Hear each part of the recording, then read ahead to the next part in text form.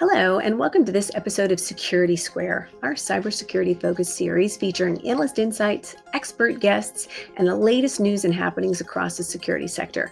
I'm your host, Shelly Kramer, principal analyst here at Kramer&Co Research. And I am joined today by my friend and regular co-host, Jo Peterson. Jo is a fellow analyst, an engineer, a member of the Cube Collective community of independent analysts, and all-around brilliant person. Jo, welcome. It's always a pleasure to see you. It's great to be here, and that's a tough intro to follow, man. All right. Well, our conversation today is going to be one I think our audience is going to be excited about. And we are talking today about secure enterprise browsers and how we see this rising in popularity, and with good reason. They're really kind of the new endpoint. So browsers, let's step back a minute and think about this. Sometimes I think we take how we get onto and use the web for granted, but browsers, it's really kind of hard to think about it. It certainly makes me feel old that the first web browser was developed about 30 years ago. Tim Berners-Lee built it for Next Computer in 1980. It was introduced at CERN in 1991. In 1994, along came Netscape Navigator, the first commercial web browser created by Netscape Communications, and it was completely free for all non-commercial users. By 1995, Netscape Navigator was not the only game in town, certainly not the only way to get online. And if you're old enough to remember, when AOL released its browser in 2005, it was a free standalone download, or it came as additional software bundled when installing AOL. AOL Explorer supported tabbed browsing, used Microsoft's Trident browser engine, and I don't think during a significant period of my life back in those days, there was a day that went by without me bringing in the mail and seeing a disc with a call to action to download AOL. You know what? I don't think I ever did. Anyway, Netscape and AOL's biggest competition came from a small little computer software company like Microsoft. Microsoft licensed the old Mosaic code, built its own window to the web called Internet Explorer. That release sparked a war. Netscape and Microsoft worked feverishly to make new versions of their programs, each attempting to outdo the other with faster, better products. But that was really only the beginning, wasn't it, Jo?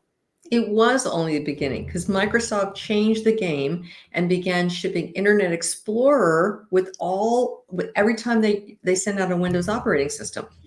So within 4 years, Microsoft had captured 75% of the market. And by 1999, seems like forever ago, Microsoft had 99% of the market. So the company faced antitrust litigation over the move, and Netscape decided to open source its code base and created Mozilla. Realizing that having a browser monopoly wasn't in the best interest of users and the web, Firefox was created and released in 2002. So other competitors emerged during the late 90s and early 2000s, including Opera, Apple Safari, Google Chrome. Microsoft Edge replaced Explorer with the release of Windows 10 in 2015. Browsers are our collective gateway to the web, and today's key players in the arena are Firefox, Chrome, Edge, Safari, and Opera. But if you fast forward to 2024, most of the world is on this hybrid work schedule. If you think the most important piece of productivity software is your office product suites, you might be surprised to learn that it's the humble web browser. It's where people spend this enormous amount of work time connected to web apps like Google Docs, Gmail, Salesforce, all kinds of others. Right. And a great number of software makers that offer traditional apps that you install and run on the desktop, such as Trello, Asana, Slack, Microsoft 365 apps like Word, Excel, PowerPoint, Outlook, all have web-based versions, which are sometimes more convenient to use depending upon where you're working.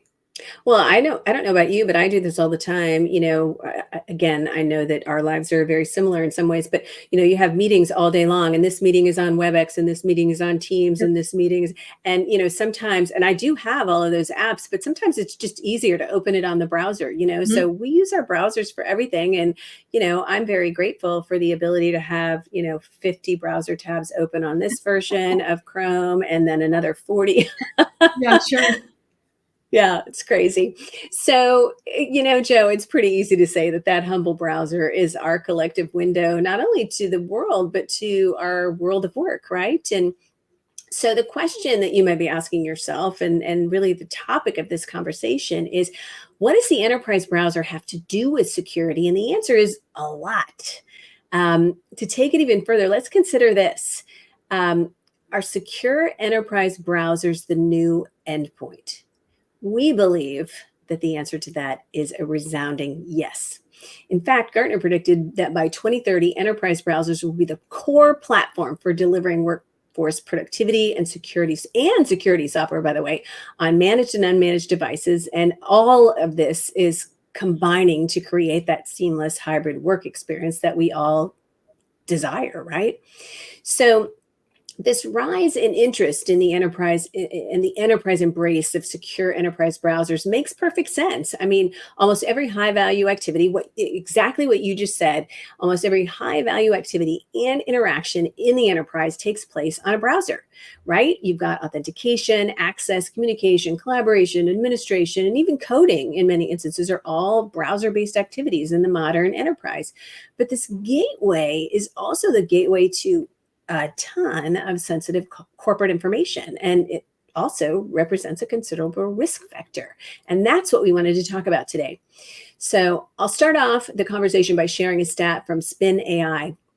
They did a study, and their assessment of some 300,000 browser extensions found that a whopping 51% had overly permissive access and could execute potentially malicious behaviors. Half, actually more than half, 51%. That's a lot of risk.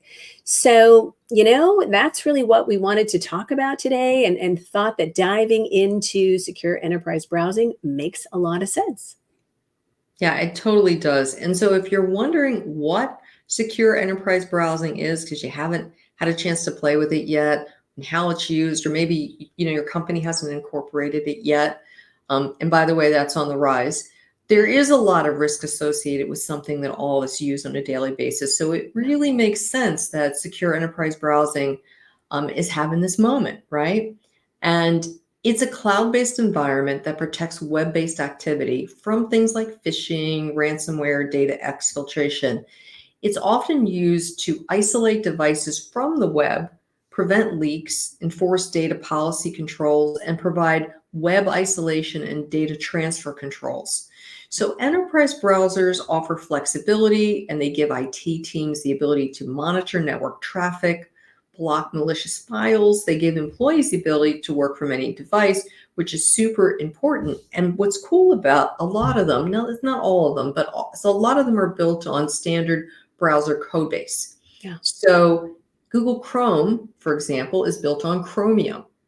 And that means, and so are these browsers, it means that they're fully compliant with all websites and extensions, right? So you're not going to have a user going somewhere a site that they can't get to because the browser is not approved.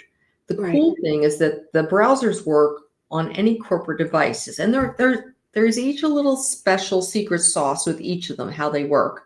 Right. But that means that it'll work on the employee's desktop, their laptop, their mobile phone, or their tablet. Yeah. And the browser creates, like, do you remember back in the day what a DMZ was, a demilitarized zone on a Yeah. website, right?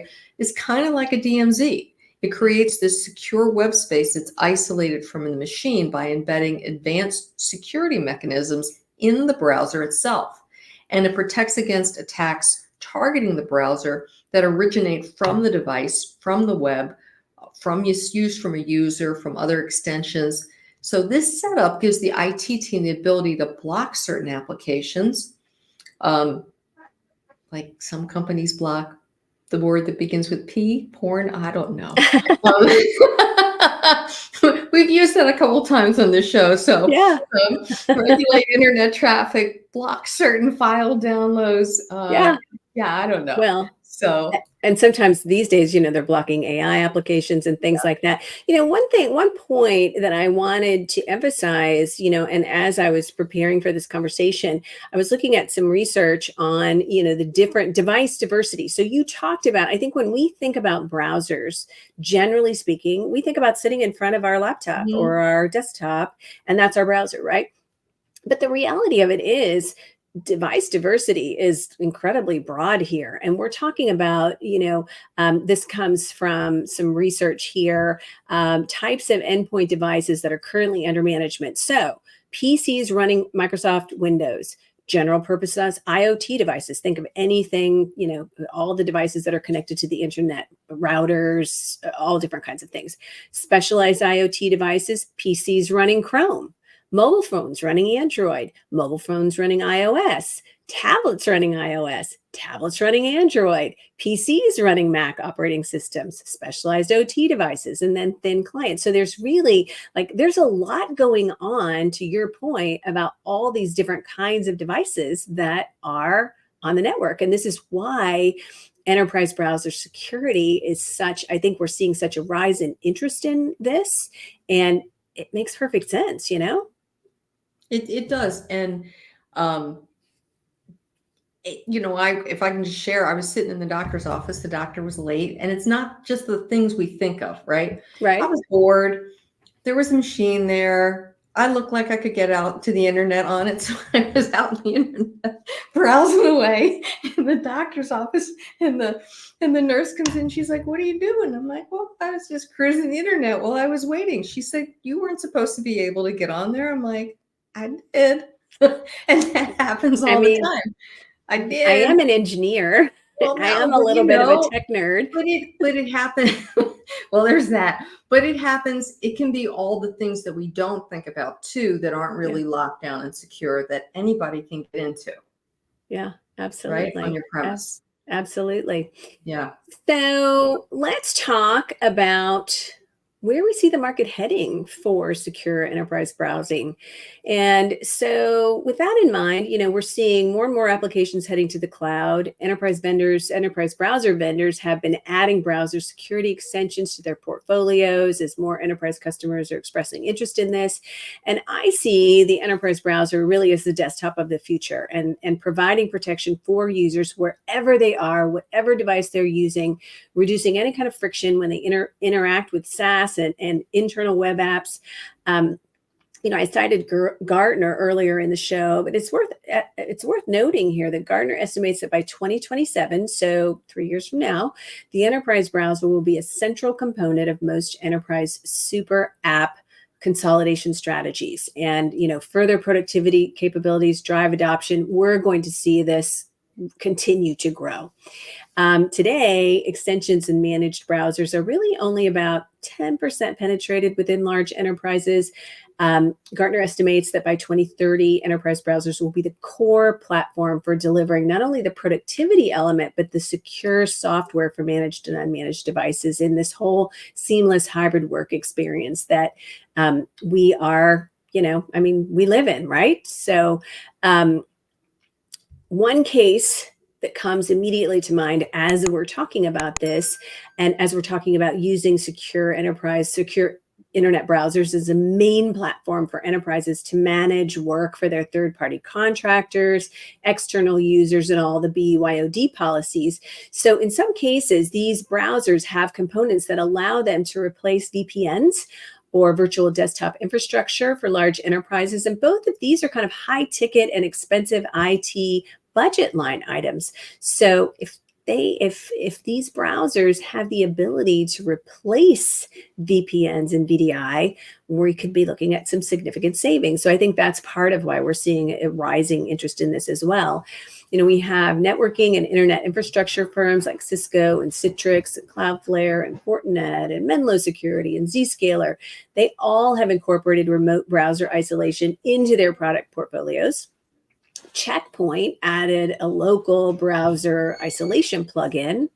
And companies like Harmony, Browse, Island, Manage Engine, and Garrison are also some of the key vendors that we've had our eyes on. So this is really, I think, a rapidly developing ecosystem. Yeah, totally. Can you share a couple of the ones that you're keen in on?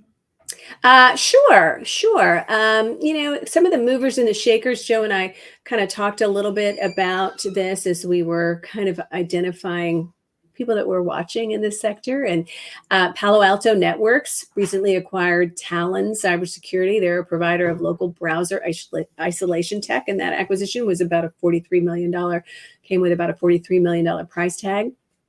Talon provides comprehensive monitoring of all work-related web browsing without impacting the privacy of the workplace or third parties. Talon Work is an enterprise browser portfolio designed by Talon to provide deep visibility, granular controls, and native security for web apps and data.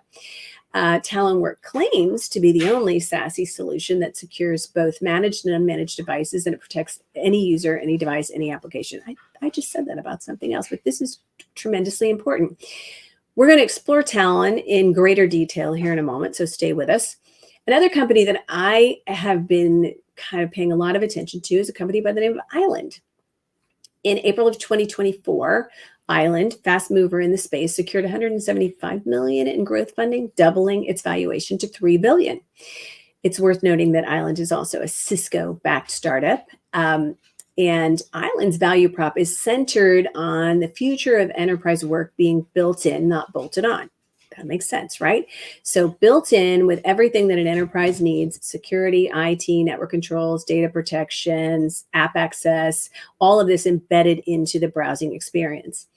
At RSA, a couple of months ago, I had the opportunity to interview Michael Fay. He's a CEO and founder of Island, and he shared an enterprise browser analogy that kind of resonated with me. And what he said was, using consumer tech on endpoints is about like putting a kitchen table in the boardroom. The amount of retrofitting needed for it to work the way you really want it to work in an enterprise setting is immense. And that's why an enterprise browser, he opines, is needed in the business world. And I think that's really pretty hard to argue. So rethinking the browser for the enterprise is not only about security, but it's about rethinking the whole experience, and with a goal of creating a seamless experience where security is not compromised, the end user can be more productive, and organizations can minimize costs. And that together is pretty attractive value prop. It is. And I love that analogy because I'm sitting here thinking about retrofitting the kitchen table to fit in the boardroom. Think about it, right? Yeah, right. All the things you'd have to do. Yeah. Yeah. I thought I it was great. I don't Michael know. Fay gets the credit. I know. So let's talk about Google for a minute, because who doesn't use Chrome? Everybody uses Chrome, right? Yeah. But Google's got an enterprise Chrome version, and Yeah. it's built for IT departments that want the ability to manage employees' browser settings, the extensions that they install, which is a big deal because everybody installs extensions, and the web apps they use. So more importantly, they also get a number of new security controls around things like DLP, malware protection, phishing prevention, zero trust access to SaaS apps. Now that's a big one, right? Big So one. think about, read a recent report that the growth SaaS apps are growing in everybody's budgets, right? Yeah. Just, and Chrome Enterprise Premium is $6 a month, and it'll extend the security capabilities of the existing service based upon the insight that browsers are now endpoints, and most of the high value work that we've been talking about being done in the company, or being done right through browsers. Right. So we're seeing a couple others too that are interesting. There's some startups.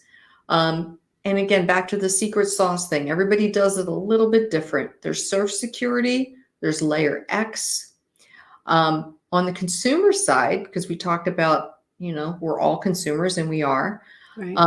there's cybersecurity firms such as Gen, and that was created by the merger of Norton LifeLock and Avast and SquareX, that are offering secure browsers to the home market. Kind of interesting. Yeah, absolutely. And I will also add, that our brilliant friend Tyler Cohen-Wood's brainchild, Dark Kryptonite, is high on my list of secure browser solutions worth paying attention to. Dark Kryptonite is an AI-powered secure browser. It offers off-the-grid closed-loop network and AI-driven secure browsing. It provides an environment for private, anonymized, secure browsing and communications.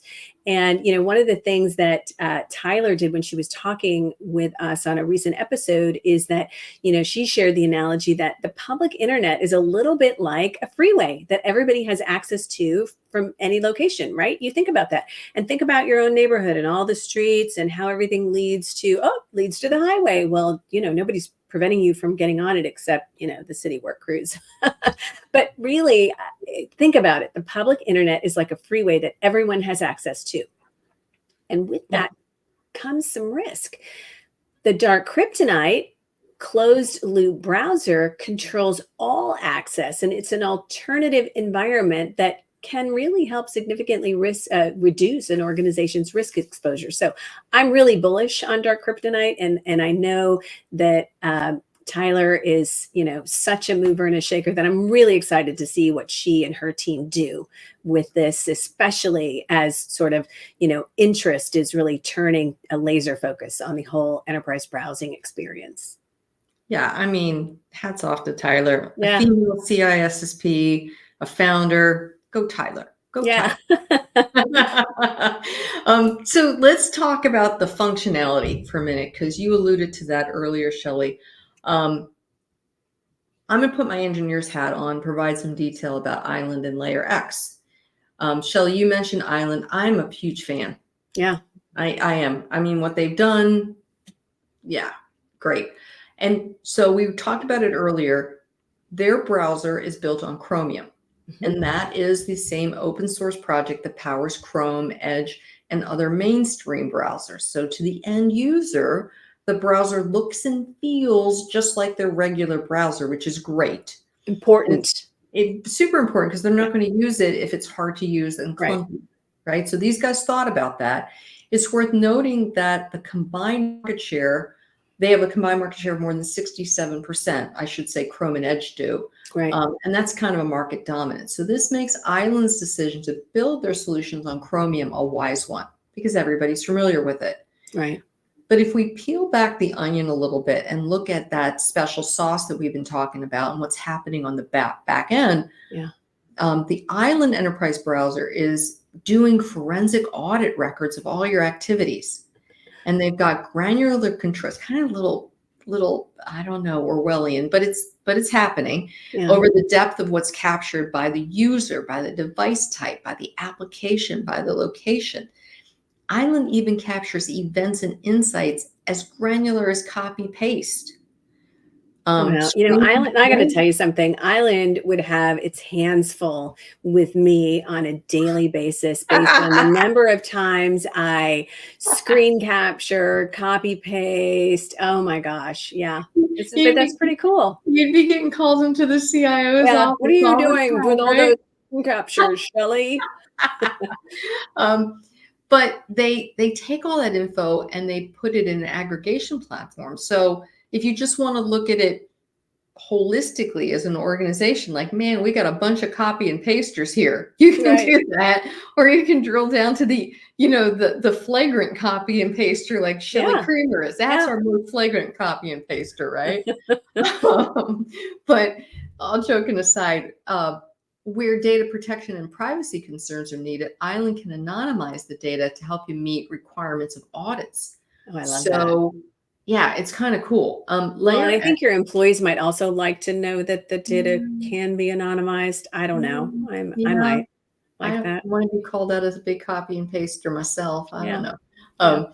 So Layer X is a browser agnostic security platform that's delivered as an extension. A little bit different, back to the special sauce. And, I think it's going to come down to preference. Like I had a CIO of a law firm say to me the other day, I really want an extension. I'm looking at this, but I really want an extension. Yeah. So again, potato things, right? But they do a lot of the same things. Layer X You can configure policy activities, prevent risky user activities, Right. and or compromise data loss. So once you have that policy in place and activate it, the Layer X cloud services pushes it to the extension that performs the actual enforcement on the browser. And the extension has three functionalities.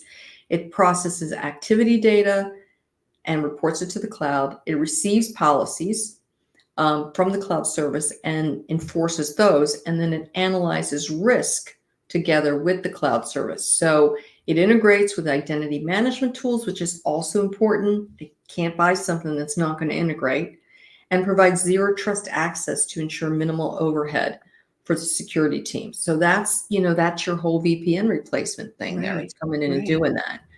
Shelly, you're going to tell us about Surf. So what have you got on that? Yeah, Surf is another company that Joe and I have talked about on a number of occasions. And Surf offers a Chromium-based enterprise browser. It brings zero trust principles to the user by way of the browser.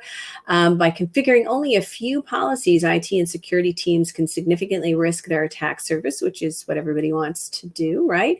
And even better, Surf automatically enforces international privacy laws like GDPR, PIPDA, CCPA, I could go on with the acronyms. The founders, Modi Jacob and Ziv Yankowitz, spent about 5 years together working as a CISO and a CTO at London-based ICAP Next Group. This company was acquired by the CME Group, which is the world's largest or the world's leading derivatives marketplace. And they were acquired for about $5.4 billion. They built Chromium-based applications to strengthen security and ease the management of financial transactions. So Surf Security was established to allow global enterprises to close those security gaps without affecting productivity. And the way that they did that was they collapsed the security stack into one single powerful control point, the enterprise browser. So by design, Surf is a powerful security tool. It requires minimal maintenance, protects the work environment, regardless of physical location, device type. We're seeing a theme here, right? Any location, any device. That's really important. Gives you control over every aspect of the browser, add-ons, extensions, web filtering, transactional MFA, device posture checks, content rendering, all of the things. So the thing of it is that, after quick and easy provisioning, enterprises can enforce security controls like DLP, content disarming, reconstruction, phishing prevention, session kill switch, on-the-fly file encryption, so many things using Surf Security, which I think is really pretty cool. Yeah, it is pretty cool. And you gave a bit of an overview on Talon. I did. Which is now part of Palo Alto as of late 2023. And they're also tackling the secure enterprise browser. So I'm going to give a couple more details about them. Sure. Talon Work is a Chromium-based enterprise browser portfolio, and it's designed to isolate web traffic locally on the endpoint. It provides a responsive native user response. So Talon Work, we talked about integration. It does integrate with popular identity providers to help streamline user onboarding and policy enforcement. Mm-hmm. And so that's great, right? So right out of the get-go, it's going to integrate with the tools that the user is going to start to use or work with. Right. It's designed to bring security to managed and unmanaged devices, regardless of their location, their device type, or the OS. Again, the theme that we're seeing here, right? Right. So it's not just PCs, it's Yeah. PCs and Macs, right? So because if you get into a marketing shop, they're going to have a lot of Macs or Right. whatever. Talon Work provides comprehensive monitoring of all work-related web browsing without impacting the privacy of the workforce or the third party. It also audits user activity inside SaaS and web apps to address security and compliance concerns. Talon Work offers comprehensive visibility of all browser activity through built-in reporting, dashboards, stuff we're seeing. IT and security teams can access deep insights and through full web audit trails, session recordings, and control monitoring depth. Yeah, and that audit trail business is so important today for so many industries. I really think that's an important part of the value prop of a lot of these solutions on the marketplace. So as we wrap this episode, I hope we've given you something to think about on the secure enterprise browser front. As I mentioned earlier, when I had the opportunity to interview Island CEO Michael Fay during RSA, one of the things that he said, this is me quoting Michael Fay twice, one of the things that he said that really resonated with me was that he'd been in cybersecurity for his entire career. And the prospect of inventing yet another mousetrap just wasn't appealing to him. And so when his co-founder brought him the idea of this browser-based experience and upgrading the browser from consumer tech, taking that kitchen table out of the boardroom, but upgrading the browser from consumer tech to enterprise tech, he got it. And he realized that this could not only have considerable impact, but it was definitely a company worth being part of and an undertaking worth being part of. So I thought that like I said, it resonated with me. So security by design, a familiar experience, browsers we already use, we're already comfortable with, we don't have to learn something new. I think that's huge. Reduced complexity, the ability to help reduce costs across the enterprise. It's really a win all the way around. So I think whether you're looking at, what we talked about today, and this is not a comprehensive list, but, Island, Surf Security, Talon, LayerX, Google Chrome, or others, I'm guessing that truly secure enterprise browsing is without question in your future. And the enterprise browser is also without question the next endpoint, and one that we really need to be addressing. I think that the secure enterprise browser is perfectly positioned to play an outsized role in protecting enterprise endpoints and the organization of a whole. And this by way of the one tool that is familiar to all of us, whether you're in the office or remote. It's familiar. We rely on it on a daily basis. And you know what? We hope you'll start thinking about enterprise browser security and how this can maybe solve for you some pretty significant security concerns. So with that, we're going to wrap our show. Jo Peterson, as always, it's such a pleasure spending time with you and getting the benefit of your gray matter, which is always insightful. And that's a wrap for this episode of the Security Square. I'm your host, Shelly Kramer, Principal Analyst here at Kramer&Co. Thanks so much for joining us today. Hit that subscribe button if you've not yet done it, and we'll see you here next time.